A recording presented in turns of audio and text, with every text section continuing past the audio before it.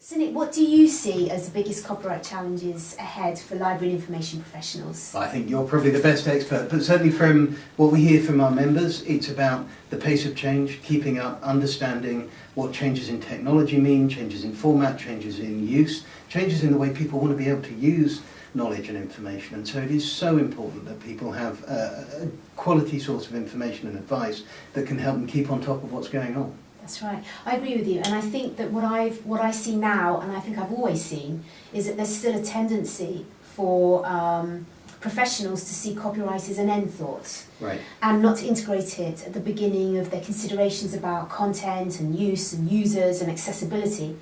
And so I see a continual challenge in understanding that copyright isn't this other subject, it's actually intrinsic to everything that you do with content and stuff. Yeah.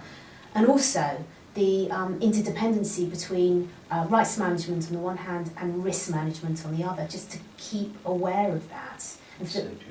Absolutely, and I think certainly it touches on another challenge we hear a lot about, which is the cost of knowledge. You know, that people have diminishing budgets, they have increasing demand from their users, journal prices going up in many places, and so we've got to be able to use our influence to create an environment where people can afford to provide services to their users. Absolutely, and I think that the role of CILIP is also absolutely instrumental to this in terms of whether it's the books that you're publishing from Facet on copyright, or the training that you're providing, or that we're helping you to provide, or the CILIP Copyright Conference, and also understanding the interdependency between copyright and contract understanding, and contract literacy too.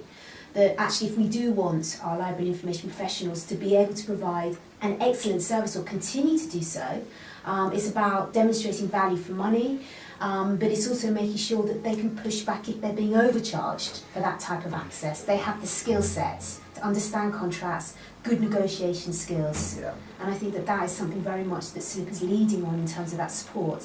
I think there's a lot to learn, but I think working together we can help. Definitely.